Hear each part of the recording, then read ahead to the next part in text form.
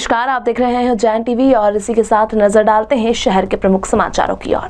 Ken Betwa link परियोजना को केंद्र द्वारा मंजूरी मिलने पर महाकाल का आभार मानने आए जल संसाधन मंत्री टाल गए शिप्रा शुद्धिकरण के मामले को। मध्य प्रदेश के जल संसाधन, मछुआ कल्याण तथा मत्स्य विभाग मंत्री तुलसी सिलावट ने महाकाल मंदिर आगमन के दौरान गर्भगृह में जाकर जलाभिषेक किया। पत्रकारों से चर्चा में कहा कि केन बेतवा लिंक परियोजना को मंजूरी मिलने से बुंदेलखंड, उत्तर प्रदेश व मध्य प्रदेश को सिंचाई एवं पेयजल मिलने का रास्ता साफ हो गया व मध्य प्रदेश को लगभग 125 मेगावाट बिजली भी मिलेगी। केन बेतवा ये सौगात जो बड़ी मिलेगी, कई वर्षों से बुंदेलखंड जल के अभाव में, पानी के अभाव में हम इस संघर्ष कर रहे थे।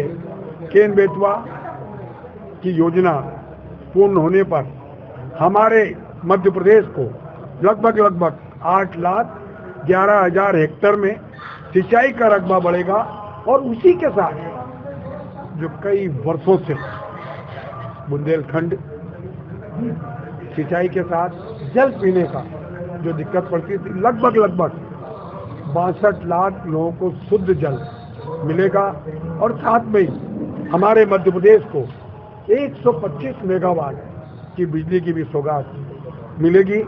इसलिए मैं महाकाल के चरणों में सद्य मुख्यमंत्री शिवराज जी की ओर से और केंद्रीय मंत्री द्वय शेखावत जी, सिंधिया जी और पूरी सरकार की ओर से और मध्य प्रदेश की जनता की ओर से इनके चरणों में कोटि आभार और धन्यवाद देने आया था। शिप्रा शुद्धिकरण के लिए इंदौर की खान नदी को जिम्मेदार बताते हुए संतों के धरने और कार्य योजना के प्रश्न पर मंत्री ने टालमटोल करते हुए कहा कि मामला अब मेरे संज्ञान में आया है। मैं आपको बताऊं कि अभी मेरे संज्ञान में आया है।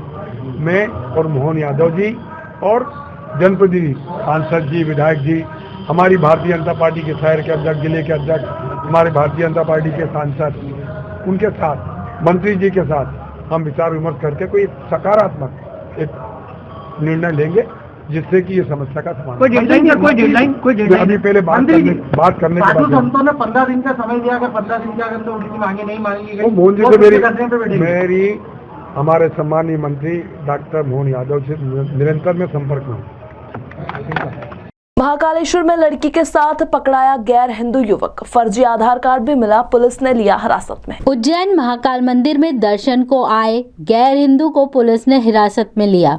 वह मुंबई की एक दोस्त खुशबू के साथ उज्जैन आया था। उसका नाम यूसुफ मुल्ला है। कर्नाटक के रहने वाले इस युवक का आधार कार्ड अभिषेक दुबे के नाम से मिला है। भस्म आरती के बाद शक होने पर उसे कर्मचारियों ने पकड़ा।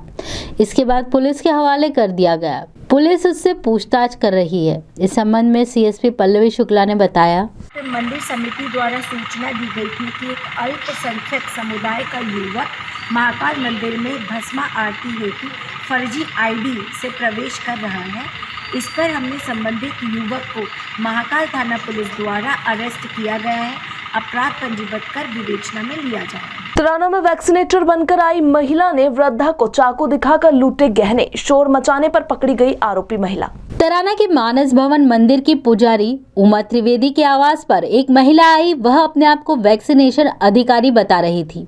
महिला ने उमा त्रिवेदी से आधार कार्ड व वैक्सीनेशन प्रमाण पत्र मांगा। तब उमा त्रिवेदी वैक्सीनेशन प्रमाण पत्र नहीं दिखा पाई। कुछ दिन बाद फिर से वही महिला आई और वैक्सीनेशन प्रमाण पत्र मांगा। उमा त्रिवेदी ने मोबाइल में देख लेने को कहा। तब वह महिला भी घर में घुस आई और चाकू की नोक पर सोने के कंगन और बाली छीनने का प्रयास किया। इस छीना झपटी में उमा त्रिवेदी के हाथ व सर में चोट आई। घटना के संबंध में उमा त्रिवेदी ने बताया, बोले कि यार तुम्हारा आधार कार्ड नहीं है, देव तुम्हारा वैक्सीन लगेगी नहीं लगेगी। तो मैंने वो आधार कार्ड का भी दे दिया नंबर और वो उसका भी दे दिया, वोटर आईडी का भी। और उसके बाद आई जब तो वहाँ वैक्सीन का भी वो शिवराज चौहान का वो आता है ना, फिर क्या हुआ? हाँ, उसका बताओ नहीं के।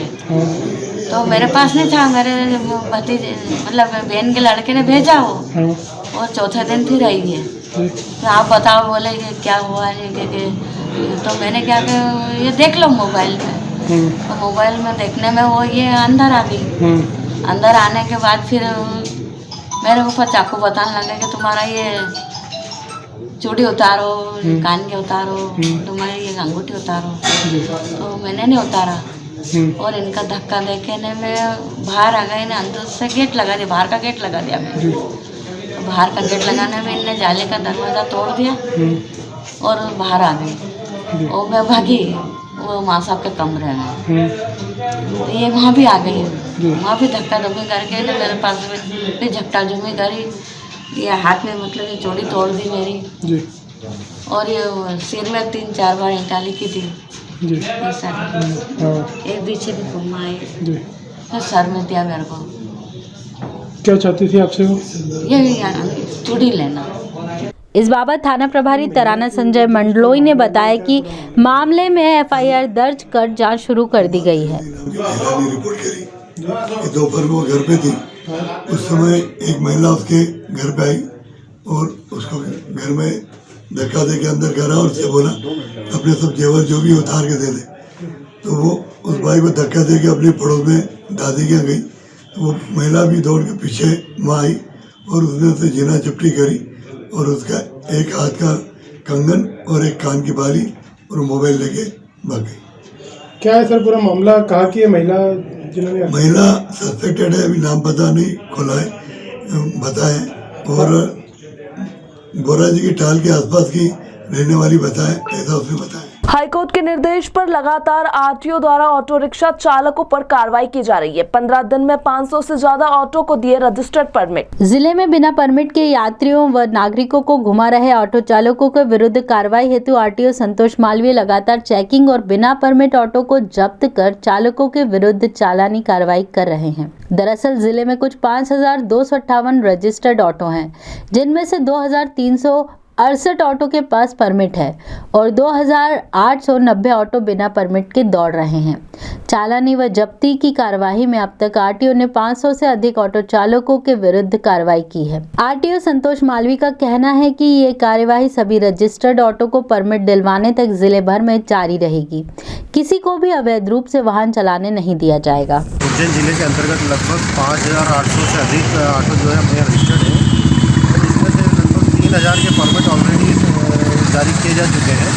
पिछले 10 से 15 दिनों में हमने जो है अवैध ऑटो के खिलाफ जो कार्रवाई संचालित की गई थी, उसमें लगभग 500 से अधिक ऑटो हमने जब्त किए हैं और इतने ही ऑटो के फिटनेस और परमिट वापस से इनको जारी करवाए गए और उनको वैध किया गया है। और ये मुहिम तब तक जारी रहेगी जब तक कि सभी ऑटो जो है वैध ना हो जाए। गीता जयंती पर अखिल विश्व गायत्री परिवार द्वारा गीता का ज्ञान घर घर स्थापित करने का अभियान प्रारंभ किया गया। गुरुद्वारे से शुरू हुई शोभा यात्रा। गायत्री माँ के बेटे तुम्हें जगाने आए हैं, जाग उठो भारत के वीरों, तुम्हें जगाने आए हैं, हम बदलेंगे युग बदलेगा यही बताने आए हैं। गीत की उपरोक्त पंक्तियों के साथ नगर के प्रमुख मार्गों से अखिल विश्व गायत्री परिवार शांति कुंज हरिद्वार के निर्देशन में स्वर्ण जयंती वर्ष के उपलक्ष्य में मंगलवार को गायत्री परिवार द्वारा सदग्रंथ साहित्य शोभा यात्रा निकाली गई। ढोल ढमाकों की गूंज, शंखनाद की मंगल ध्वनि, भजन मंडली की सुमधुर प्रस्तुति, गायत्री माता और गुरुदेव की जय जयकार से वातावरण धर्ममय बन गया। शोभा यात्रा में सिर पर गुरुदेव द्वारा लिखित शब्द साहित्य पीताम्बर में शोभायमान था। गायत्री परिवार द्वारा गीता का ज्ञान घर घर स्थापित करने का अभियान सुख सागर गुरुद्वारा साहिब फ्रीगंज से प्रारंभ किया गया। नागदा रेलवे स्टेशन पर फतेहाल बुजुर्ग ने कर दी नोटों की बारिश। 100 और 50 की गड्डियां उड़ाई और उड़ाए प्रॉपर्टी के कागज। नागदा रेलवे स्टेशन पर यात्री उस वक्त देखते ही रह गए जब एक भिखारी ने नोटों की बारिश कर दी। देखते ही देखते प्लेटफॉर्म नंबर 1 पर 100 और 50 के नोटों के ढेर लग गए। हालांकि कई लोग इस वक्त खड़े खड़े तमाशा देखते रहे, लेकिन किसी ने भी बुजुर्ग भिखारी के रुपए को हाथ नहीं लगाया, जिससे प्लेटफॉर्म पर नोटों का ढेर लग गया। बुजुर्ग व्यक्ति यही नहीं रुके, उन्होंने अपने पास रखे प्रॉपर्टी के पेपर भी उड़ा दिए। वीडियो में नोट उड़ाते वक्त भिखारी की तरह दिखने वाले बुजुर्ग बार बार ऐसा भी होता है कहते दिखाई दिए।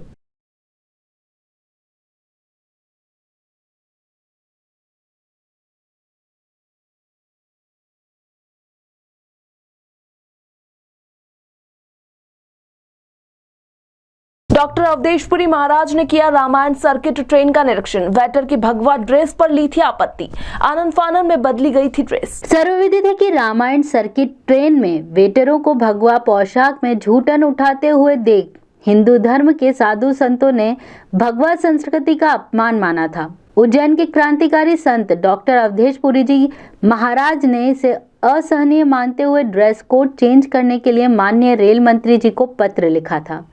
रेल मंत्रालय द्वारा चलित ट्रेन में वेटरों के भगवा ड्रेस को बदल दिया गया था। वहीं रामायण सर्किट एक्सप्रेस पुनः दूसरी बार दिल्ली सफदरगंज रेलवे स्टेशन से पूज्य महाराज जी के पावन सानिध्य में स्वस्ति वाचन, स्वस्ति निर्माण तथा निरीक्षण के साथ प्रारंभ हुई। ताज़ा खबरों के साथ बने रहने के लिए देखते रहिए उज्जैन टीवी। हमारे YouTube चैनल को लाइक एंड सब्सक्राइब करना ना भूलें। नमस्कार।